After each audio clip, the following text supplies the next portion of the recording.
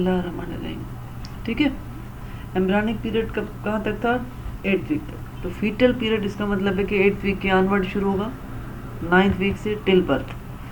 तो इसमें क्या है, इस लेक्चर में फीटल पीरियड की डेफिनेशन है, उसमें क्या क्या फीटल पीरियड के रिलेटेड टर्म्स कौन कौन सी हैं और उसमें कौन कौन सी चेंजेस आती हैं। जो पहले डेवलपमेंट हुई है ज़ाहिर है वो थोड़ी सी क्लियर होती जाएगी।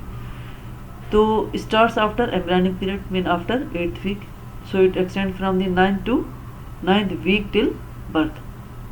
और 7th मंथ तक ये फीटर की लेंथ बढ़ती है। उसके बाद आखिरी के जो मंथ होते हैं 8th और 9th मंथ, उसमें फीटस की वेट बढ़ता है। ठीक है, तो इसमें पूरा एक रिकॉग्नाइजेबल ह्यूमन बीइंग की फॉर्म में आ जाता है। तो फीटल पीरियड जो है उसमें जो मेन चीज़ें होती हैं, maturation of the primordia, growth and differentiation of the tissues and organs. Mean जो टिश्यू और ऑर्गन, ऑर्गेनोजेनेसिस तो 4 to 8 वीक था। ठीक है, तो वो उसमें ऑर्गन्स तो बन गए। अब उन ऑर्गन की डिफरेंशिएशन के भी ये लिवर है मीन बाकायदा वो एक शेप लेते हैं। ठीक है, embryo begins to make functional use of its organ for parts of its need mean kidney को फंक्शन, क्योंकि इनिशियली जो है किडनी वेस्ट प्रोडक्ट को नहीं निकालती फीटस को, क्योंकि फीटस वही एमनेटिक फ्लूइड स्वालो कर रहा होता है, यूरिन भी उसी में पास करता है एमनेटिक फ्लूइड में, और 99% उसमें वाटर ऐसी चीज़ें होती हैं, तो वो वेस्ट प्रोडक्ट नहीं होती। तो वेस्ट प्रोडक्ट इनिशियली जब जो किडनी काम कर रही होती है वो उसकी जगह प्लासेंटा काम करता है, वेस्ट प्रोडक्ट को एक्सक्रीट करता है, ताकि किडनी अभी वर्क नहीं कर रही, किडनी वर्क कर रही होती लेकिन वेस्ट प्रोडक्ट को एक्सक्रीट नहीं कर रही होती। ठीक है, the rapid growth of the body occurs. अब मैंने कहा कि शुरू के 7th मंथ में क्या होगा, लेंथ इंक्रीज होगी। Growth in length is particularly striking during the 3rd, 4th and 5th month, लेकिन 7th मंथ तक लेंथ है। उसके बाद लास्ट 2 मंथ में वेट बढ़ेगा। ठीक है, ये इस तरीके से दिखाया। आप देखो ये बिल्कुल बाकायदा इसके 20 वीक में कितना है, 24 के इसके बाकायदा शेप्स दिखाए हैं। 40 वीक्स तक मेजर राउंड कंटोर आ जाता है बेबी में। ठीक है, the length of the pregnancy is considered to be the, अब ये देखो 20 to 80 डेज और 40 weeks after the onset of the last normal menstruation period, LNMP mean पहले जो पीरियड शुरू हुए उसका फर्स्ट है। तो उससे अगर काउंट की प्रेगनेंसी तो कितने डेज होंगे, 20 to 80 डेज या 40 वीक्स। और हम देखते हैं कि भाई जो फर्टिलाइजेशन होती है वो 2 वीक्स के बाद होती है पीरियड्स के, क्योंकि ओवुलेशन का डे कौन सा था, 14 डे। तो अगर फर्टिलाइजेशन से काउंट करेंगे तो फिर कितने डेज होंगे, 266 डेज और 38 वीक्स। ठीक है, तो ये जहन में रखना कि आफ्टर फर्टिलाइजेशन हो तो इतने डेज हैं और इतने वीक है, और अगर first day of the last menstruation cycle का है, लास्ट नॉर्मल मेंस्ट्रुएशन पीरियड, तो उसमें इतने डेज और इतने वीक होंगे, 280 डेज और 40 वीक्स। ठीक है, तो ये नॉर्मली अब फीटस की जो हम एज मालूम करते हैं, इनिशियली एक लिखा हुआ क्राउन रम्प लेंथ, क्राउन ये वाला जो हाईएस्ट पॉइंट है, और रम्प लेंथ मीन बटक तक। ठीक है, crown rump length sitting height में लेते हैं, और क्राउन हील लेंथ, क्राउन से लेके हील तक जो लेंथ होती है वो स्टैंडिंग पोजीशन कहलाती है। ठीक है, तो इनमें ये पैरामीटर लिखे हुए हैं कि भाई क्राउन रम्प लेंथ जो है वो अगर 5 है तो कितनी 5 वीक है तो कितना है उसकी, ये गेस्टेशनल एज वीक से लिखे हुए हैं, और उसमें ये उसकी लेंथ लिखी हुई है मिलीमीटर्स में। ठीक है, तो ये इस लिहाज से भी ये वीक्स ऐसे बेशक ना याद हो, लेकिन इतना बताओ कि क्राउन रम्प लेंथ कहाँ से लेके कहाँ तक लेते हैं और हील वाली किस पोजीशन को कहते हैं। ये अल्ट्रासाउंड है जिसमें ये दिखाया यहाँ हेड क्राउन से लिया और बटक तक लिया है, तो ये क्राउन रम्प लेंथ है। ठीक है, ये भी क्राउन रम्प लेंथ। ठीक, और अगर हील तक लेते हैं तो उसको हम क्या कहेंगे, क्राउन हील लेंथ। ठीक है, जो स्टैंडिंग पोजीशन कहलाती है। ठीक, अच्छा उसके बाद यहाँ पे आप देखो ये वो यहाँ पे ये क्राउन आपको रम्प लेंथ दिखाई।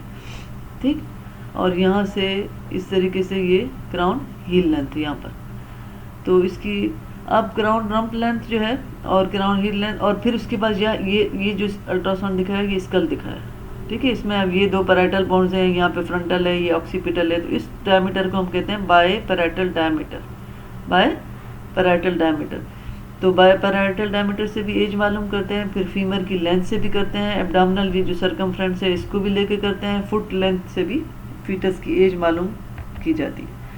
ठीक है। Ability to survive the outside uterus, mean baby uterus जो है कब डिलीवर होगा, तो वो अगर कौन से वीक में डिलीवर होगा तो वो अलाइव रह सकता है, ठीक है, आफ्टर 26 वीक। उससे पहले अलाइव नहीं रह सकता क्योंकि लंग्स में मैच्योरिटी नहीं आती। लंग्स जो है वो उसके एल्वोलाई कांटेक्ट में नहीं आते ब्लड वेसल्स के साथ, ऑक्सीजन एक्सचेंज नहीं हो सकती। और दूसरा, लंग्स में जो एक सेल होते हैं टाइप 2 एल्वोलर सेल्स जो कि सरफेक्टेंट को सिक्रीट करते हैं ताकि लंग्स कोलैप्स ना हो, वो इस एज से पहले तक नहीं सिक्रीट होती, तो इस वजह से वो लंग्स कोलैप्स होने का खतरा होता है। Normal full term birth weight कितना होगा, 3400 ग्राम।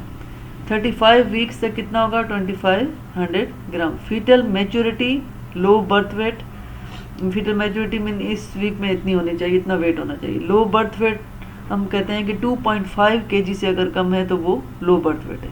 IUGR, intra uterine growth restriction, mean uterus के अंदर अगर बेबी की ग्रोथ सही ना हो रही हो, बहुत सारी काजेज हैं, मदर की स्ट्रेस हो सकती है, कोई ड्रग हो सकती है, तो उससे ग्रोथ और प्लासेंटा की कोई सेपरेशन हो सकती है, तो इंट्रा यूट्राइन ग्रोथ रिस्ट्रिक्शन सही नहीं हो रही होती, ठीक है। तो 9th वीक में बेबी का फीटल हेड लार्जर होता है, हाफ ऑफ द फीटल, पूरा फीटल का हाफ साइज लो, उससे ज़्यादा किसका साइज होता है, हेड का साइज ज़्यादा होता है। और 9th वीक में ग्राउंड रम्प लेंथ कितनी होगी, 50 मिलीमीटर। लेग्स शॉर्ट होंगी, लोअर लिम डेवलप लेट, क्योंकि 2 वीक पहले अपर लिम डेवलप होता है, उसके बाद जो है वो लोअर लिम डेवलप होता है 2 वीक के बाद, ठीक है। Face broad, eyes wide, ear low set, eyelid fuse. External genitalia appear similar. Intestinal coils are present, अभी तक फिजियोलॉजिकल अम्बिलिकल हर्निया मौजूद है, ठीक है। एक्सटर्नल जेनिटलिया जो है वो अभी तक सिमिलर है, मेल और फीमेल के हम डिफ्रेंशिएट नहीं कर पा रहे, ठीक है। और 9th वीक में क्या है, लिवर, अब जो ब्लड इनिशियली शुरू में सबसे पहले जो बनता है वो यॉक्सेक की वाल में बनना शुरू होता है, उसके बाद जो सेकंड टाइप में एरिथ्रोपाइसिस होती है वो होती है लिवर में, ठीक है। तो 9th वीक में किस में हो रही है, लिवर में। उसके बाद 12th वीक में देखें तो बॉडी ग्रो मोर, ज़्यादा ग्रो कर रही होती है, क्राउन रम्प लेंथ इससे डबल हो चुकी होती है, अपर लिम जो है वो अपने फाइनल पोजीशन में आ चुका होता है, मीन अपर लिम, फोर आर्म, हैंड, ये सारे बन चुके होते हैं। प्राइमरी ओसिफिकेशन सेंटर्स भी क्रेनियम में, लॉन्ग बोन में अपीयर हो चुके होते हैं। इसके अलावा एक्सटर्नल जेनिटलिया डिस्टिंग्विशेबल, अब थोड़ा बहुत डिस्टिंग्विशेबल है कि ये मेल और फीमेल है। 11th वीक में इंटेस्टीन जो है वो रिटर्न होना शुरू हो जाते हैं और 12th वीक तक उनको वापस जाना चाहिए, फिजियोलॉजिकल अम्बिलिकल और हर्निया को वापस जाना चाहिए। 12th वीक में, 9th वीक में ब्लड की हीमोपाइसिस, एरिथ्रोपाइसिस कहाँ पे हो रही थी, लिवर में। अब 12th वीक में जो हो रही है स्प्लीन में स्टार्ट हो गई है, ठीक है। लिवर में, लिवर के बजाय अब कहाँ पे होना शुरू होगी, स्प्लीन में, थोड़ी बहुत लिवर में भी हो रही होती है, ठीक है। तो urine formation starts and discharge in amniotic fluid, the fetus will react to stimuli, I mean light वगैरह इनको। ये 9th वीक की बेबी की, और ये 11th वीक, ये क्या है 12th वीक। अच्छा, अब क्या है 13 to 16 वीक में जो है हेड इज रिलेटिवली, अब सिमाल, हेड सिमाल नहीं हो रहा होता, बॉडी असल में ज़्यादा बड़ी हो रही होती है, तो इससे लगता है कि हेड सिमाल, हालांकि हेड सिमाल नहीं होगा, जितना बन चुका है उतना तो बन चुका है ना। स्केलेटल ओसिफिकेशन बोन्स की शुरू हो जाएगी, एक्सरे में हम देख सकते हैं by 16 week. Scalp hair pattern give some clue to early brain development, ठीक है। और आईज, फेस एंटीरियरली, ईयर्स भी आ गए साइड्स में, लेग भी बिकम क्लियर हो गई, लॉन्गर हो गई, लिम्स मूवमेंट भी अल्ट्रासाउंड में हम बेबी की देख सकते हैं। ओवरीज डिफ्रेंशिएट हो गई क्योंकि मेल और फीमेल को हम मालूम कर सकते हैं, उसमें ओगोनिया बनना शुरू हो गए, ठीक है। ये 16th वीक की डायग्राम है। फिर 17 to 20th वीक में क्विकनिंग, मीन बेबी की मूवमेंट मदर को फील होना बाहर से, एब्डामेन से, इसको हम कहते हैं, ठीक है। तो ये कौन सी वीक में शुरू हुई, 17 to 20th week, mean 5th month, 4 से लेके 5th मंथ तक हमें क्विकनिंग नॉर्मली इस बेबी को, लेडी को महसूस होनी चाहिए, ठीक है। फिर ये कह रहा है वर्निक्स केजियोजा, ये बहुत अहम BCQ है। नॉर्मली हमारे सेबेशियस ग्लैंड वगैरह जो ऑयली सिक्रीशन है सिक्रीट होती हैं तो वो हम साफ़ कर देते हैं, लेकिन बेबी जो मौजूद है यूट्रस में, तो जब उसकी ये ग्रीजी चीज़ लाइक मटेरियल जो सेबेशियस ग्लैंड सिक्रीशन होती है और डेड सेल्स होते हैं, तो उसको हम क्या कहते हैं, वर्निक्स केजियोजा। ये बहुत अहम BCQ भी है और ऑस्पी में भी पूछते हैं।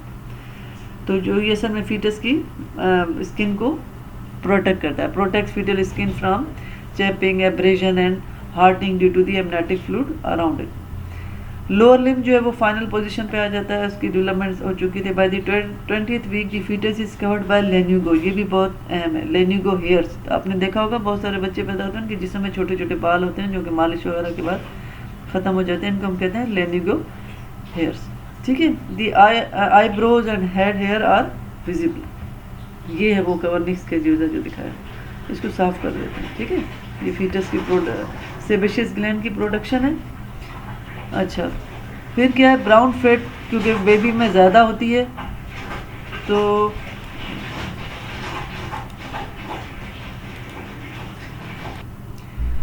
ठीक है, तो ब्राउन फैट जो है वो बेबी में क्यों ज़्यादा होती है, क्योंकि बेबी जब पैदा होता है तो उसके बाहर की एनवायरनमेंट चेंज होती है, तो उसमें ये फैट, ब्राउन फैट जो है it causes the production of heat, so it protect the baby from environment.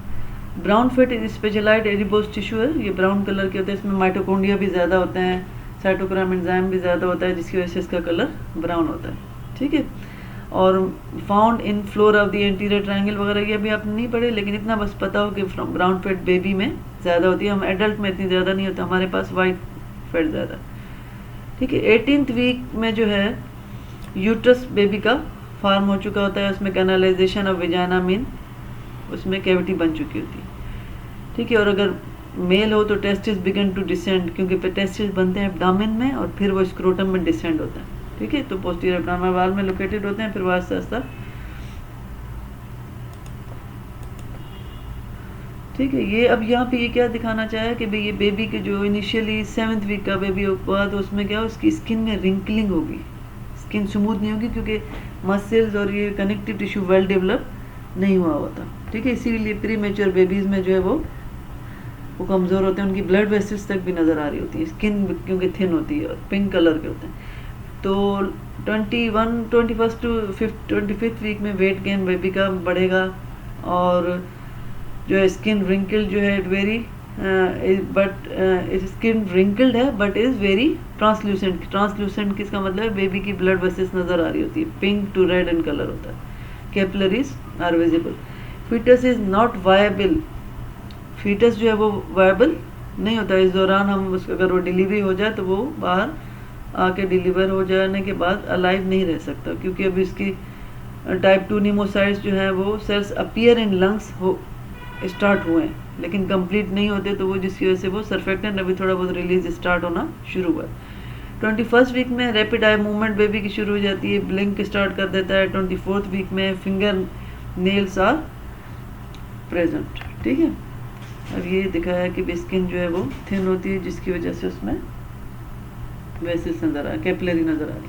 26 to 29th week में फीटस जो है आइज रीओपन करता है, मीन बंद करता है, और लेनिगो हेयर्स आर वेल डेवलप हो चुके होते हैं, सबक्यूटेनियस टिश्यू में फैट आ जाती है, रिंकल्स जो है वो आस्ते आस्ते अब स्मूथ होना शुरू हो जाएगी। ठीक है, तो अब वाइट फैट सेल भी इंक्रीज हो जाना शुरू हो जाते हैं। ठीक है, white cells increases to 5% increase हो गए। लंग्स और पल्मोनरी मैच्योरिटी से ज़्यादा हो चुकी होती है। सीएनएस भी reach maturity to direct rhythmical breathing movements and control body temperature वगैरह को करने के लिए सीएनएस एक्टिवेट हो चुका है। 28th वीक में blood formation is taken by the bone marrow. मैंने कहा इनिशियली जॉक्सिक, फिर उसके बाद लिवर, फिर उसके बाद स्प्लीन। अब क्या कह रहा है कि जब अब जैसे जैसे करीब आ रहा है बर्थ का टाइम, तो उसको अब किसने ले लिया, बोन की इरिथ्रोपोइसिस का बोन मेरो। ठीक है, ये डायग्राम दिखाइए 27th through 28th week baby की। फिर 30 to 34th वीक में स्किन अब बिल्कुल स्मूथ हो गई, पिंक कलर हो गई, और उसके आर्म एंड लेग्स जो हैं बिल्कुल राउंडेड कंटूर हो गया, क्योंकि अब कनेक्टिव टिश्यू ज़्यादा बन गया। ठीक है, और बॉडी फैट जो 5% थी अब 7 to वाइट फैट जो है वो 7 to 8% हो गई। ठीक है, और स्कल जो है, the skull has the largest circumference of all parts of the body. सबसे ज़्यादा सर्कमफ्रेंस किसका है, स्कल का। 32 and above usually survive, mean 32 से तक बेबी जो है वो सर्वाइव रह सकता है इजीली। इससे पहले होता है तो वो ज़्यादातर आजकल तो इनक्यूबेटर में रख के उसको सर्फेक्टेंट जो सिंथेटिकली वो प्रोवाइड करके कोशिश करते हैं कि वो लाइफ रह सके। फिर 35 to 38 वीक्स में उसकी फर्म ग्रिपिंग होती है, पकड़ सकता है किसी चीज़ को, और ओरिएंटेशन टू लाइट। 36 वीक में head and abdomen circumference approximately equal है। 37 वीक में क्या है, the foot is larger than the female length, ठीक है। और बर्थ के टाइम पे क्या है कि उसका वेट कितना होना चाहिए, normal fetus is 3000 to 3400 gram, और क्राउन रम्प लेंथ कितनी होनी चाहिए, 36 centimetres, and its crown heel length कितनी होनी चाहिए, 50 centimetre. Sexual characteristics are pronounce बिल्कुल क्लियर होते हैं, ओवरी या टेस्टिस जो भी होगा, वेजाना वगैरह। The testis should be in the scrotum में होना चाहिए, क्योंकि मैंने कहा था टेस्टिस बनते हैं एब्डोमेन में, फिर वो आहिस्ता आहिस्ता जैसे टाइम गुजरता है तो उनका एक पाथवे है, वो इंग्वानल कैनाल से होते हुए आखिर इस स्क्रोटम में आते हैं, तो इस टाइम पे स्क्रोटम में होने चाहिए, ठीक है। ये दिखाया गया है कि 3rd मंथ पे बेबी का देखो हेड कितने साइज का है, ठीक, बॉडी के इससे पूरे हाफ हेड है। उसके बाद 5th मंथ में अब यहाँ पे लेंथ बढ़ गई है, यहाँ पे देखो उसका वेट बढ़ा है, ठीक। तो फैक्टर्स कौन से हैं जो बेबी की ग्रोथ को इन्फ्लुएंस कर सकते हैं, रोक सकते हैं, मीन सही ग्रोथ ना हो, अगर कोई सिगरेट स्मोकिंग करता हो, या ट्विन प्रेगनेंसी हो, मल्टीपल प्रेगनेंसीज हो, तो ज़ाहिर है किसी एक को हो सकता है, किसी एक को न्यूट्रिशन अच्छी ले ले और दूसरा न्यूट्रिशन ना ले, या मदर इतनी न्यूट्रिशन ना ले रही हो, जिसकी वजह से दोनों ही वीक हो सकते हैं। अल्कोहल अगर कंजप्शन हो, तो मैं पहले ही पढ़ा चुकी हूँ, उससे तो ब्रेन की डेवलपमेंट भी सही नहीं होती। Impaired feto placental blood flow, fetal circulation अगर प्लासेंटा से उसकी सर्कुलेशन सही ना आ रही हो तो। फिर कुछ जेनेटिक फैक्टर्स होते हैं, तो ये हो गया हमारा फीटल पीरियड।